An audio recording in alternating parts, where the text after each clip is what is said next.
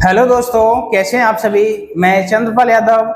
दोस्तों, आज मैं आपके सामने जो डिस्कशन करने वाला हूं वो भारत का भूगोल के तहत ये भारत का एक सामान्य परिचय होगा। और साथ ही साथ मैं आपको एक चीज और बता दूं कि हमारा जो लेक्चर रहेगा वो उन सभी एग्जामों के दृष्टिकोण से ज़्यादा महत्वपूर्ण रहेगा जो फिलहाल होने वाले हैं या फिर आगामी परीक्षाएं आने वाली हैं। और एक विशेष सूचना ये भी है कि हमारा जो लेक्चर रहेगा वो एक चैप्टर वाइज चैप्टर रहेगा कि आपको को पढ़ने में एक सुविधा रहे और आप अपना नोट्स भी तैयार कर सकें उसको। और साथ ही साथ मैं यहाँ पे लिखता भी चलूंगा और आप उसको नोट करते जाइएगा। आज के हमारे लेक्चर का यही मतलब है कि आज हम भूगोल के तहत भारत का एक सामान्य परिचय पढ़ेंगे, जिसमें देखेंगे कि भारत की विश्व में स्थिति क्या है और उसकी भौगोलिक स्थिति क्या है तथा क्षेत्रफल की दृष्टि से भारत का स्थान क्या है। उन सबको हम देखेंगे और उन सभी बिंदुओं पे हम यहाँ पे प्रकाश डालेंगे जो आपके दृष्टिकोण से या एग्जाम के दृष्टिकोण से काफी महत्वपूर्ण है। तो चलिए, नोट पेन आप उठा लीजिए और आराम से बैठ जाइएगा और नोट करते जाइए साथ साथ, और रिवीजन भी आपको कराएंगे। तो आज का मेन हेडिंग है हमारी भारत के भूगोल के तहत ये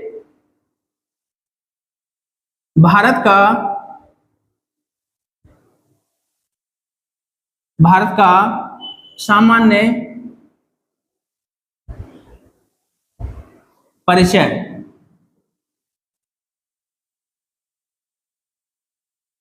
इसमें देखेंगे, सामान्य परिचय में देखेंगे कि भारत की विश्व में स्थिति क्या है। तो विश्व में स्थिति के दृष्टिकोण से देखेंगे, यहाँ पे एक सपोज दैट ये ग्लोब मान लीजिए, ये हमारी एक ग्लोब है और इसमें देखेंगे ये 0 डिग्री विषुवत रेखा है।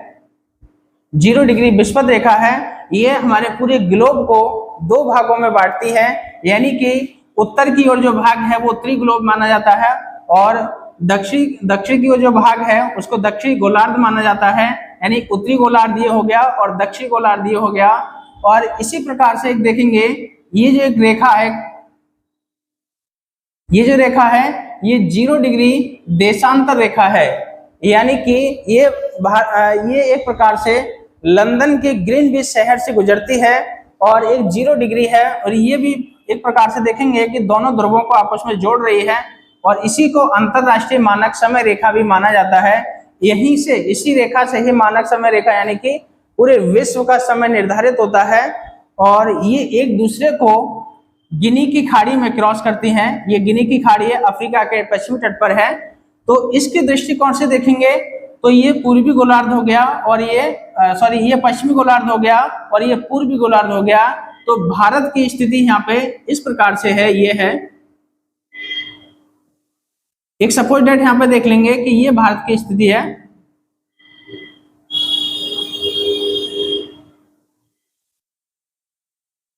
मान लीजिए एक ये भारत है और भारत की विश्व में ग्लोब पर स्थिति ये है। तो 0 डिग्री विषुवत रेखा के अकॉर्डिंग भारत उत्तरी गोलार्ध में है और 0 डिग्री देशांतर रेखा के अकॉर्डिंग भारत पूर्वी गोलार्ध में है। तो इस प्रकार से विश्व में भारत की स्थिति यह है। अगर इसके हम क्षेत्रफल की बात करें, अगर हम भारत के क्षेत्रफल की हम बात करेंगे यहाँ पे, तो देखेंगे 32,87,263 वर्ग किलोमीटर है। यानी ये जो क्षेत्रफल है वो भारत का क्षेत्रफल है। अगर कुल विश्व के भूमिगत क्षेत्रफल की हम बात करें यहाँ पे, तो ये पूरे विश्व के 2.4% भाग को घेरता है। यानी टोटल विश्व के 2.4% भाग को घेरता है। और इसके अकॉर्डिंग क्या है ये कि विश्व में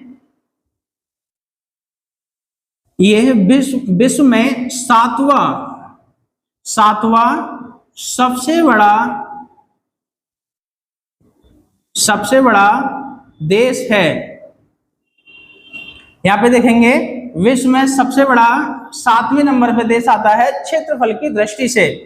तो देखेंगे कि बाकी बड़े देश कौन से हैं, तो 6 इससे बड़े देश होंगे। तो 6 बड़े देश कौन कौन से हैं? सबसे नंबर 1 पे आता है रूस, दूसरे नंबर पे कनाडा, तीसरे नंबर पे कहीं कहीं अमेरिका आता है, और कहीं किसी ना किसी सोर्स में चीन को भी यहां पे रखा जाता है। चौथे नंबर पे चीन। सब लोग नोट करते जाइएगा साथ ही साथ, ताकि आपके रिवीजन के दृष्टिकोण से काफी महत्वपूर्ण रहेगा। पांचवें नंबर पे ब्राजील का स्थान आता है क्षेत्रफल की दृष्टि से, और छठे नंबर पे ऑस्ट्रेलिया। छठे नंबर पे ऑस्ट्रेलिया का स्थान आता है, और सातवें नंबर पे हमारा प्यारा भारत स्थान बनाता है। अगर आठवें नंबर की हम बात करें तो आठवें नंबर पे अर्जेंटीना, यहाँ पे अर्जेंटीना का स्थान आता है। तो इसके अगर देखें यहाँ पे क्वेश्चन किस प्रकार से बनेगा, तो क्वेश्चन बनने की यहाँ पे ये स्थिति रहती है कि क्षेत्रफल की दृष्टि से विश्व में भारत का कौन सा स्थान है, तो वो सातवां स्थान है। कभी कभी ये भी पूछ लेता है कि क्षेत्रफल की दृष्टि से विश्व में भारत का सातवां स्थान है, तो पहले स्थान पर कौन सा देश है, तो पहले स्थान पर मैंने आपको बताया रूस है। और इससे पहले अगर देखेंगे भारत से पहले स्थान कौन सा आता है, तो ऑस्ट्रेलिया का आता है, ये छठे स्थान पर है। और इसके बाद में अर्जेंटीना है, अर्जेंटीना का स्थान आता है। तो यहाँ पे देखा हमने कि क्षेत्रफल की दृष्टि से, या क्षेत्रफल ही ये देखा भारत का इतना है 32,87,263 वर्ग किलोमीटर, और ये टोटल विश्व का 2.4% स्थान को घेरता है, जबकि ये सातवें नंबर पे है क्षेत्रफल की दृष्टि से। अब देखेंगे जनसंख्या की दृष्टि से भारत कौन से स्थान पे आता है, तो जनसंख्या की दृष्टि से देखेंगे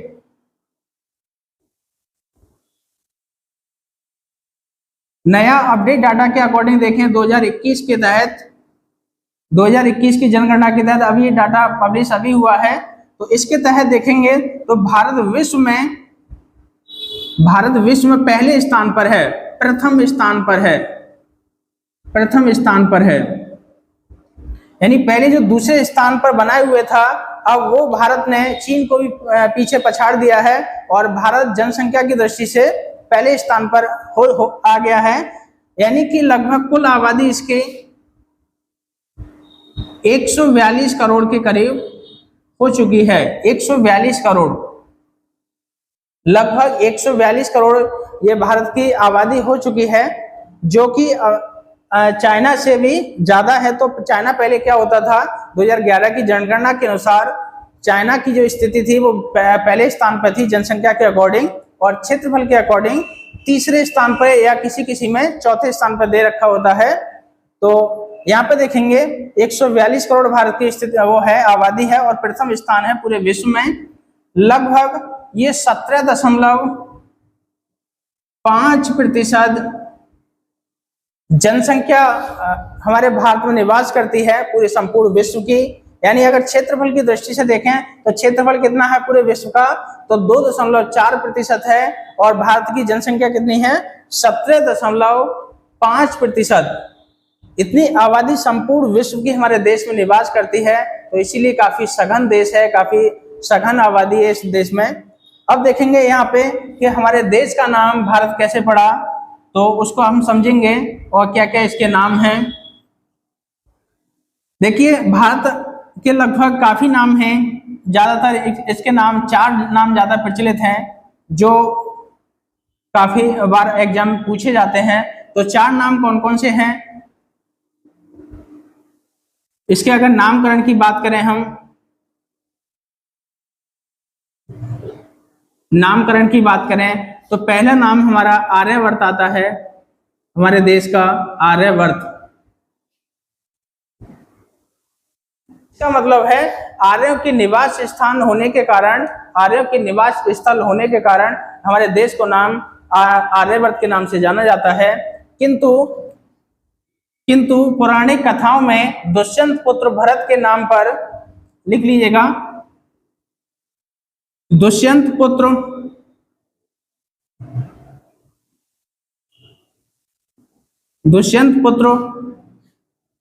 भरत के नाम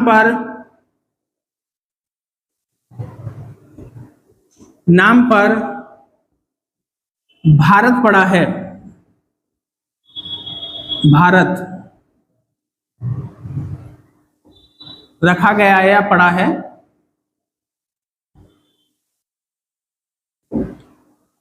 नेक्स्ट देखेंगे, हमारे देश को हिंदुस्तान के नाम से भी जाना जाता है, तो यहां पे लिखेंगे ईरानियों ने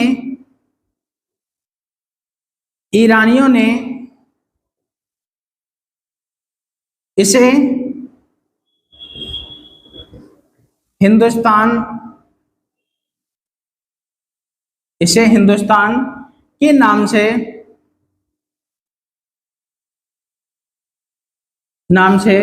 संबोधित किया है तथा चौथा नाम अगर देखें यहाँ पे, तो इसका नाम इंडिया भी कहा जाता है। तो यूनानियों ने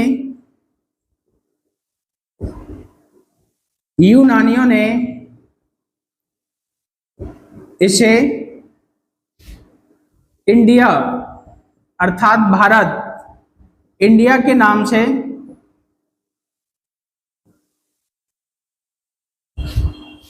पुकारा है।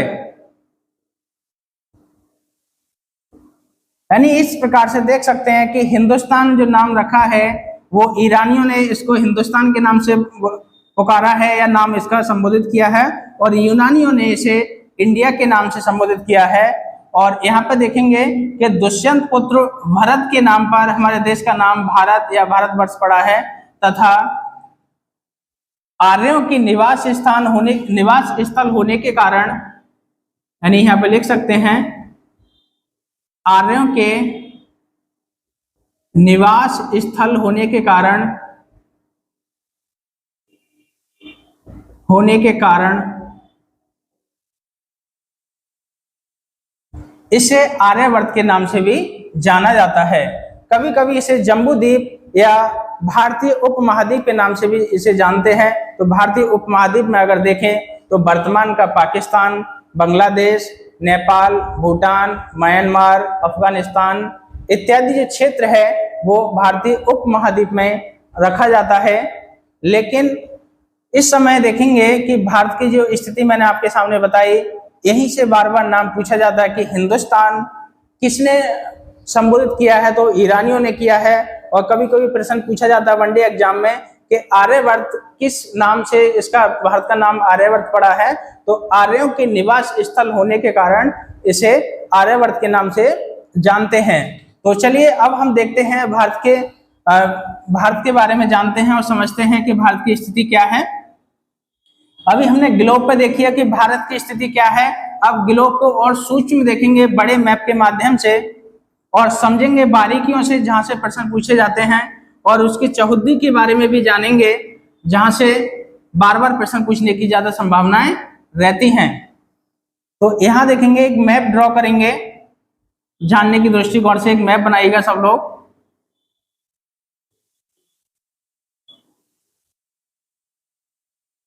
तो इस प्रकार से एक मैप बनाइएगा।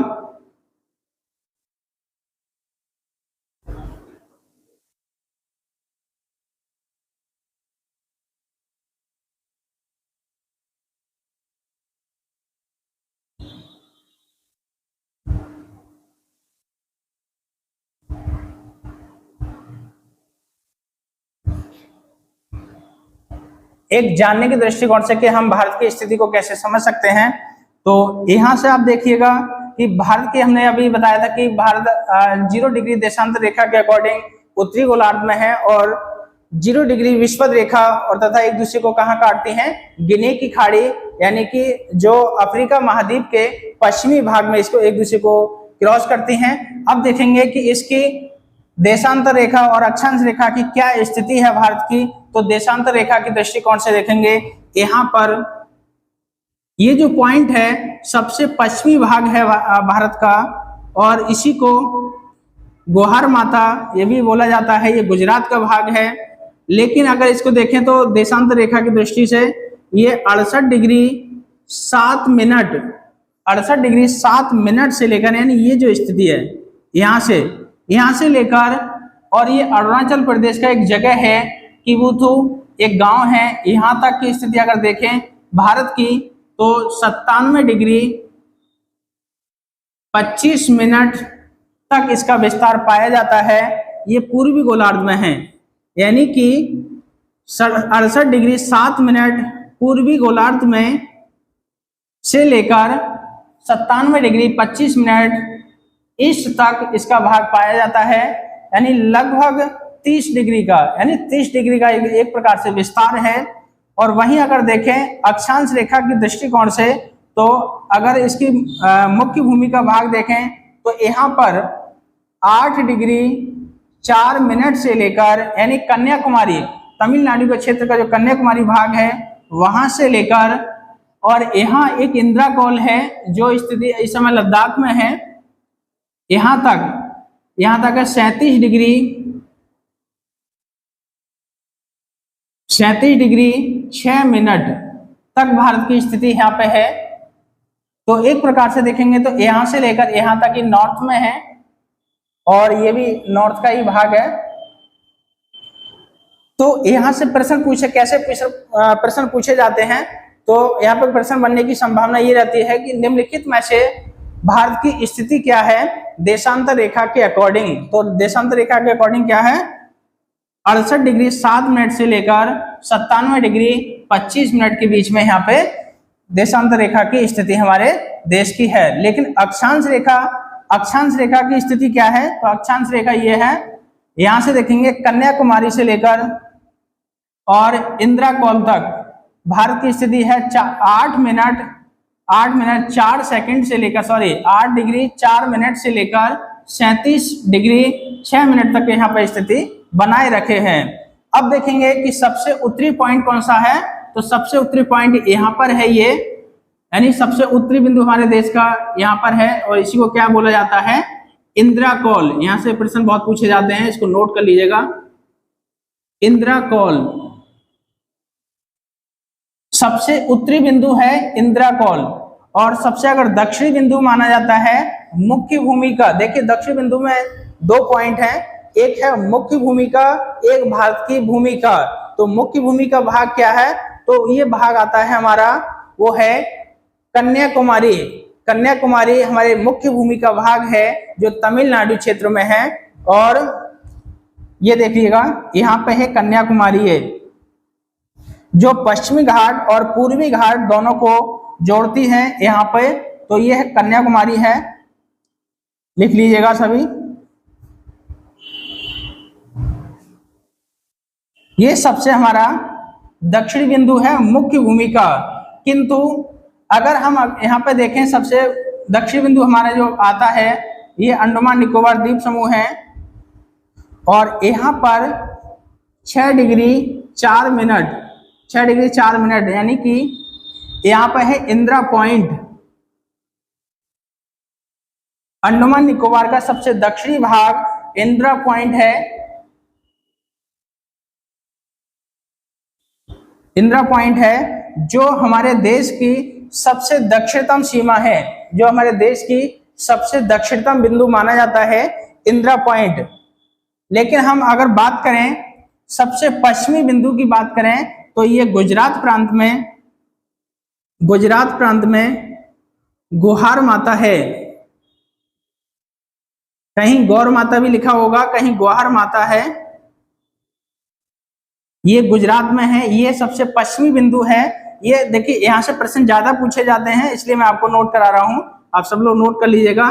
ये गुजरात में है, ये गुजरात का क्षेत्र है, तो गुजरात में आता है। और सबसे अगर पूर्वी बिंदु की हम बात करें तो अरुणाचल प्रदेश में ये गांव है जिसको किबुथु कहते हैं। किबुथु ये गांव है किबुथु, ये सबसे पूर्वी बिंदु है हमारे देश का। और अगर बोला जाता है कि इसी को हमारे देश का जापान भी कहते हैं, अर्थात यहाँ पर सबसे पहले सूर्योदय होता है हमारे भारत में। अगर एक प्रकार से देखा जाए तो यहाँ से लेकर यहाँ तक 30 डिग्री का अंतर है, और 1 डिग्री यानी 30 डिग्री का अंतर है, और 1 डिग्री 4 मिनट के बराबर होता है, अर्थात 120 मिनट। तो कितना घंटा हो गया, 2 घंटा। 2 घंटा यानी किबुथु और ग्वाहार माता के बीच 2 घंटा का समय अंतराल है। अर्थात यहाँ पर अगर दिन सुबह में 4 बजे सूर्य उदय होता है यहाँ पर, तो यहाँ अगर यहाँ होगा 6 बजे सूर्य उदय होगा। 2 घंटे का पूरा अंतराल होता है। इसी आधार पर इसी समय अंतराल को कम करने के लिए एक अंतर हमारी भारतीय मानक समय रेखा यहाँ से गुजरती है इस प्रकार से। ये कौन सी है? बीच की रेखा है 82 डिग्री देशांतर रेखा है जो 5 राज्यों से होकर गुजरती है और यही हमारे देश की मानक समय रेखा है। यहाँ से समय निर्धारित होता है। ये समय जो यहाँ पर होता है वही समय यहाँ माना जाएगा, वही समय यहाँ माना जाएगा। हालांकि जो प्राकृतिक समय है वो अलग है, लेकिन हमारे ऑफिशियल जो समय होता है वो इसी रेखा के अकॉर्डिंग निर्धारित होता है। इसी को भारतीय मानक समय रेखा भी कहा जाता है।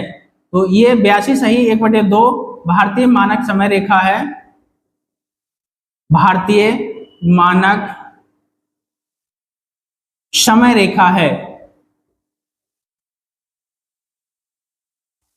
ये भारतीय मानक समय रेखा है। ये किन किन राज्यों से होकर गुजरती है अब वो लिख लीजिएगा। ये किन किन राज्यों से होकर गुजरती है मानक समय रेखा, लिखिएगा 82/1/2। सबसे पहले उत्तर से हम दक्षिण की ओर देखेंगे तो उत्तर प्रदेश, दूसरे नंबर पे मध्य प्रदेश, तीसरे नंबर पे छत्तीसगढ़,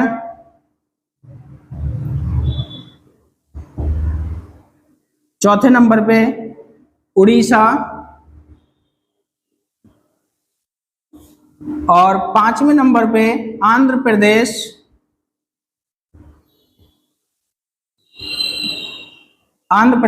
यानी ये 5 राज्यों से होकर गुजरती है भारतीय मानक समय रेखा। यहां से प्रश्न पूछने की ज्यादा संभावना रहती है कि भारतीय मानक समय रेखा किन किन राज्यों से होकर गुजरती है। तो इनमें से 3 राज्य दे देंगे या इनमें से 1 राज्य दे देंगे और बाकी 3 राज्य ऐसे होंगे जिससे ये रेखा नहीं गुजरती है। और ये पूछ लेंगे निम्नलिखित में से भारतीय मानक समय रेखा किस राज्य से होकर गुजरती है, तो इन 5 में से 1 होगा। या यहाँ प्रश्न इस प्रकार से भी बन सकता है कि निम्नलिखित में से किस राज्य से होकर भारतीय मानक समय रेखा नहीं गुजरती है। तो 3 ऑप्शन हमारे इसमें से होंगे और 1 ऑप्शन ऐसा होगा जहां से मानक समय रेखा नहीं गुजरती है। इसी प्रकार से देखेंगे एक हमारी एक रेखा होती है जो कर्क रेखा है। हालांकि ये काल्पनिक रेखा है, कोई वास्तविक रेखा नहीं होती है, इसको एक मानक रेखा यानी मान लिया जाता है। और इस प्रकार से एक ये रेखा है, ये कर्क रेखा है यानी 23/1/2 नॉर्थ, ये कर्क रेखा है। सब लोग नोट करते जाइएगा। कर्क रेखा जो लगभग भारत के 8 राज्यों से होकर गुजरती है, जिसमें अगर देखा जाए अगर पूरब से पश्चिम की ओर देखें या पश्चिम से पूरब की ओर, तो पश्चिम से पूरब की ओर देखेगा तो सबसे पहले गुजरात आता है, फिर राजस्थान, मध्य प्रदेश, छत्तीसगढ़, झारखंड, पश्चिम बंगाल, त्रिपुरा और मिजोरम इत्यादि राज्यों से होकर गुजरती है। यहां देखेंगे, लिख लीजिएगा कौन कौन से राज्य हैं, कर्क रेखा किन किन से राज्यों से गुजरती है।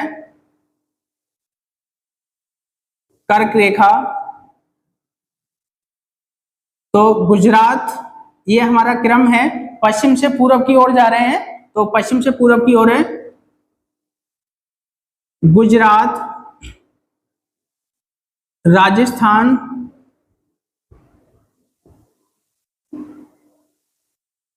मध्य प्रदेश,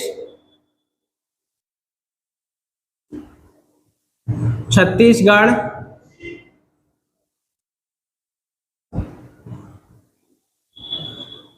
झारखंड,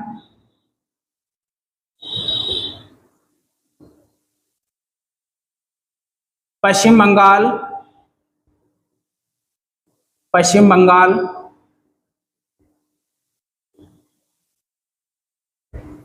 त्रिपुरा, तथा 8वां राज्य है ये मिजोरम।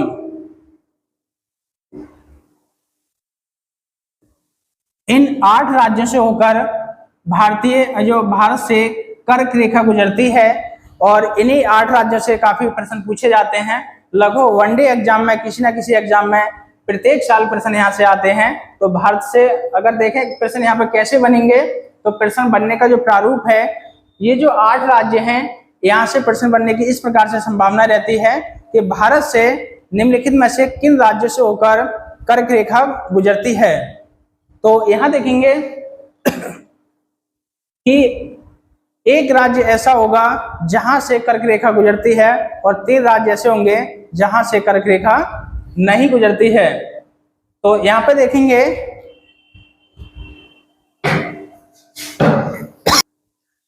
देखते हैं यहाँ पे कि प्रश्न पूछने की संभावना कैसे कैसे रहती है। तो कभी कभी ऐसा होता है कि जैसे कि कर्क रेखा पर जो स्थित राज्य नहीं है उसको भी पूछ लिया जाता है। तो ऐसे करके क्वेश्चन बनेगा कि निम्नलिखित में से कौन सा राज्य ऐसा है जो कर्क रेखा पर या जिससे कर्क रेखा नहीं गुजरती है। तो उनमें से 3 राज्य इन्हीं में से ऐसे होंगे जिससे कर्क रेखा गुजरती है और एक राज्य ऐसा होगा जहां से कर्क रेखा नहीं गुजरती है। तो यहाँ से बार बार प्रश्न पूछे जाते हैं बाहर से कर्क रेखा किन किन राज्यों से, या फिर अगर हम इसका डीपली प्रश्न बनाएं जो हमारे पीसीएस लेवल में या आरओ एआरओ में पूछा जाता है, तो वो इस प्रकार से पूछा जाता है कि निम्नलिखित राज्यों को क्रम से यानी पूर्व से पश्चिम की ओर या पश्चिम से पूर्व की ओर क्रमबद्ध कीजिए। तो इसमें आपको मैप में आगे यदि जब आपको पता होगा कि यहाँ से ये गुजरात है, ये स्थान राजस्थान का आता है, फिर मध्य प्रदेश है, छत्तीसगढ़ है, झारखंड है, पश्चिम बंगाल है, ये त्रिपुरा है, ये मिजोरम है। इस प्रकार से मैप में आप देखेंगे तो आपको ये काफी अच्छे से ज्ञान होगा और आपको मैप यहाँ पे फिजिकल वाला देखना पड़ेगा, उसके अकॉर्डिंग ही इससे बार बार प्रश्न पूछे जाते हैं, इससे भी पूछे जाते हैं और भारतीय मानक समय रेखा से भी पूछे जाते हैं। अब देखते हैं हम यहाँ पे नए पॉइंटों को और समझते हैं। चलिए इसको क्लीन करते हैं दोस्तों। अब हम देखते हैं कि जो भारत के पड़ोसी देश हैं उनके हम देखते हैं कि भारत में पड़ोसी देश कौन कौन से हैं और किन किन देशों की सीमा हमारे देश से लगती है, जहां से प्रश्न बार बार पूछे जाने की ज्यादा संभावनाएं रहती हैं और किसी न किसी एग्जाम में प्रत्येक साल प्रश्न पूछा जाता है। तो यहाँ पे देखेंगे कि जो भारत की सीमा से लगे हुए देश कौन कौन से हैं। तो यहाँ देखेंगे ये पाकिस्तान है, इस तरफ पश्चिम में, पश्चिम उत्तर में ये पाकिस्तान है और पाकिस्तान की सीमा यहाँ तक लगती है। यहाँ से ये गुजरात से लेकर लद्दाख के क्षेत्र तक पाकिस्तान की सीमा लगती है, जो लद्दाख केंद्र शासित प्रदेश है। और यहाँ कुछ लगभग यहाँ इतने भाग में यहाँ अफगानिस्तान की सीमा लगती है, ये अफगानिस्तान की सीमा लगती है यहाँ पर, ये जो भाग देख रहे हैं आप लद्दाख के क्षेत्र में। और यहाँ से लेकर यहाँ पर हमारे तिब्बत यानी कि चीन की सीमा है, चीन की। और ये जो देख रहे हैं इतना भाग ये नेपाल है, यानी यहाँ पर नेपाल की सीमा है, नेपाल है। और यहाँ भूटान की सीमा लगती है हमारे देश से, भूटान की सीमा लगती है। और ये म्यांमार है, म्यांमार की सीमा लगती है। यहाँ आप देख रहे हैं ये बांग्लादेश का भाग है, यानी बांग्लादेश है, ये बांग्लादेश।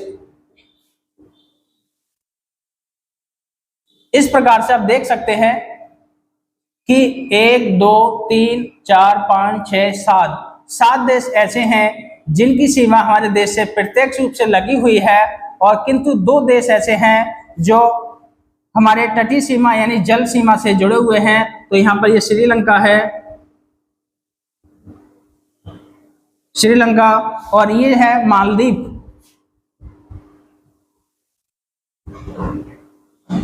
श्रीलंका तथा मालदीव दोनों की सीमा हमारे देश से तटीय सीमा से यानी जल सीमा से जुड़ी हुई है। इस प्रकार से भारत के 9 पड़ोसी देश हैं। लेकिन यहाँ से प्रश्न किस प्रकार से पूछे जाते हैं वो देखिए। अगर हम देखें भारत की तट रेखा से लगा हुआ जिसकी सबसे लंबी सीमा है तो वो है बांग्लादेश की सीमा, यानी यहाँ पे नोट कर लीजिएगा पॉइंटों में। सबसे बड़ा सीमा किस देश के साथ है भारत की? सबसे बड़ी सीमा, सबसे बड़ी सीमा किस देश के साथ है? सबसे बड़ी सीमा बांग्लादेश के साथ है। बांग्ला देश की है। कितनी है? 4096.7 किलोमीटर, यानी इतनी सीमा है। अगर देखें ये गोल गोल घेरे में है, यहाँ पे ये कई राज्यों को स्पर्श करती है, और ये कितनी है? 4096.7 किलोमीटर है, जो भारत की सीमा रेखा यानी स्थलीय सीमा से सबसे बड़ी सीमा है, तो वो बांग्लादेश की है, बांग्लादेश की। और यहां से बार बार प्रश्न पूछा जाता है, लेकिन सबसे छोटी सीमा, दूसरे पॉइंट देखिए, सबसे छोटी सीमा किस देश की है? सबसे छोटी सीमा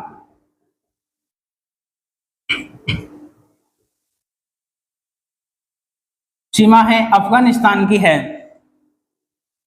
अफगानिस्तान की है, अफगानिस्तान की। ये कितनी है?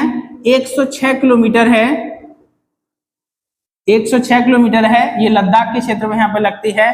तो इन दो बिंदुओं से काफी प्रश्न पूछे जाते हैं। कभी कभी एक क्रम पूछ लेता है कि चीन भारत के किस क्षेत्र में है या किस सीमा पर लगा हुआ है, या भारत, कभी कभी यहाँ पे ये भी पूछता है कि पाकिस्तान और भारत की सीमा रेखा को क्या नाम से संबोधित करते हैं। तो ये जो सीमा रेखा है इसको रेड क्लिफ नाम से संबोधित करते हैं। तो लिख लीजिएगा, भारत तथा भारत पाकिस्तान की सीमा को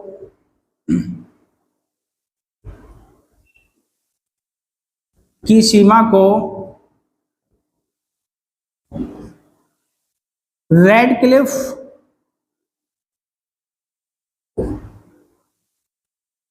रेखा के नाम से भी जानते हैं, के नाम से भी जाना जाता है।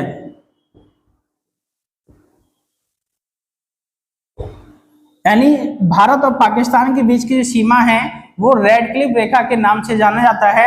ऐसा क्यों? क्योंकि ये सीमा रेखा का निर्धारण किया था वो एक अंग्रेज गवर्नर रेड क्लिफ के द्वारा ही किया गया था। तो ये रेड क्लिफ है, और भारत और बांग्लादेश की सीमा को भी रेड क्लिफ सीमा रेखा के नाम से ही जाना जाता है। दोनों ये रेड क्लिफ के नाम से ही हैं। लेकिन भारत और चीन के बीच मैकमोहन रेखा है, याद रखिएगा, मैकमोहन रेखा है भारत और चीन के बीच। लेकिन भारत और अफगानिस्तान के बीच ये इस रेखा को डूरंड रेखा कहते हैं। डूरंड रेखा जो भारत और अफगानिस्तान के बीच है, डूरंड रेखा के नाम से जाना जाता है। अब यहाँ पे देखते हैं कि हम भारत के जो पड़ोसी वो तटीय सीमा से लगे हुए जो राज्य हैं उसके बारे में जानते हैं। सब लोग नोट करते जाइएगा। अब देखेंगे यहाँ पर तटीय सीमा से लगे हुए राज्य कौन कौन से हैं। तो यहाँ से लेकर यहाँ तक ये तटीय सीमा है हमारे भारत की, और इस सीमा रेखा को बनाने के लिए यानी तट रेखा को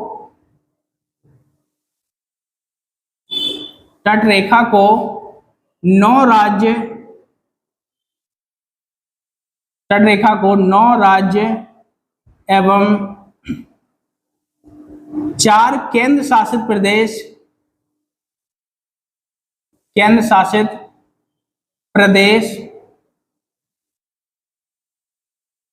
स्पर्श करते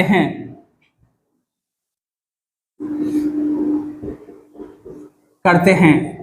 यानी अगर मोटे तौर पर पूछ लिया जाए आपसे कि तट रेखा को कितने राज्य और कितने केंद्र शासित प्रदेश हैं, तो वो 9 राज्य और 4 केंद्र शासित प्रदेश हैं। यहाँ पे देखेंगे 9 राज्य कौन कौन से हैं, लिख लीजिएगा, गुजरात,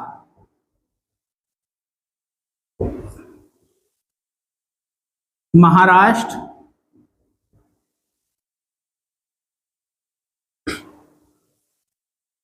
गोवा,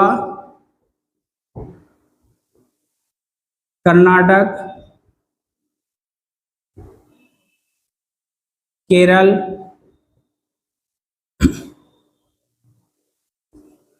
तमिलनाडु,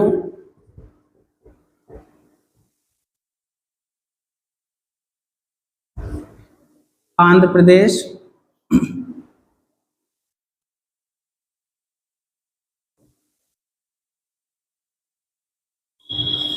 ओडिशा, इसका नाम ओडिशा है, और पश्चिम बंगाल। ये जो राज्य हैं ये भारत की तट रेखा को स्पर्श करते हैं। गुजरात, महाराष्ट्र, गोवा, कर्नाटक, केरल, तमिलनाडु, आंध्र प्रदेश, उड़ीसा और पश्चिम बंगाल। यहाँ पे देखेंगे प्रश्न कैसे बनेगा।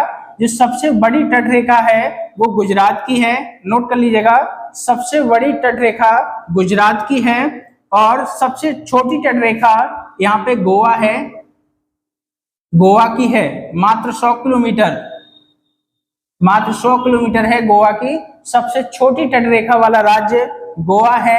अगर यहाँ पे देखिए केंद्र शासित प्रदेश कौन कौन से हैं, 4, तो 4 केंद्र शासित प्रदेश और देख लीजिए।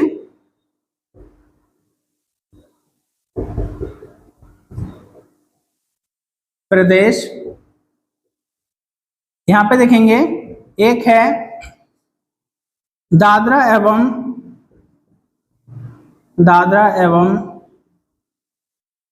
नागर हवेली और दमन दीव,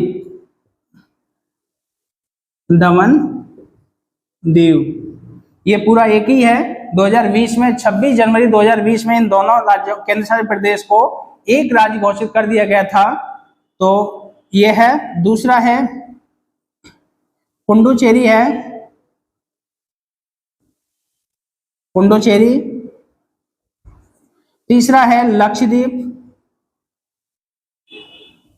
तीसरा लक्षद्वीप है। किसी को अगर नहीं दिख रहा हो तो मैं जो बोल रहा हूं उसको आप स्पष्ट करिएगा। और चौथा राज्य है हमारा जो केंद्र शासित प्रदेश है वो है अंडमान निकोबार द्वीप समूह, अंडमान निकोबार द्वीप समूह। इस प्रकार से देखें तो दादरा एवं नागर हवेली यहाँ पे है, छोटे छोटे पॉइंट हैं। और पुडुचेरी यहाँ पे है केरल उसके तमिलनाडु और आंध्र प्रदेश के बीच में, तथा लक्षद्वीप हमारा यहाँ है, लक्षद्वीप यहाँ पे पड़ता है। और अंडमान निकोबार द्वीप समूह बंगाल की खाड़ी में है। तो 4 केंद्र शासित प्रदेश हैं। लेकिन यहाँ पे एक प्रश्न इस प्रकार से भी बनता है कि राज्य और केंद्र शासित प्रदेश दोनों में सबसे लंबी तटरेखा वाला प्रदेश कौन सा है, तो वो है अंडमान निकोबार द्वीप समूह। लगभग 1900 किलोमीटर की उसकी तटरेखा है। तो यहाँ हमने देखा, यहाँ से प्रश्न पूछने की ज्यादा संभावनाएं रहती हैं। 1-2 पॉइंट और देखते हैं हम यहाँ से। 1-2 पॉइंट ये देखेंगे, वर्तमान में भारत में लगभग 28 राज्य और 8 केंद्र शासित प्रदेश हैं, जिसमें अगर देखा जाए तो लिख लीजिएगा, मैं बोल रहा हूँ आप लिख लीजिएगा। क्षेत्रफल की दृष्टि से सबसे बड़ा राज्य हमारे देश में राजस्थान है, किंतु क्षेत्रफल की दृष्टि से सबसे छोटा राज्य गोवा को माना जाता है। यानी सबसे बड़ा राज्य राजस्थान और सबसे छोटा राज्य गोवा को माना जाता है, किंतु जनसंख्या की दृष्टि से सबसे बड़ा राज्य उत्तर प्रदेश है और सबसे छोटा राज्य सिक्किम को माना जाता है। तो यहाँ से भी प्रश्न पूछे जाने की ज्यादा संभावनाएं रहती हैं।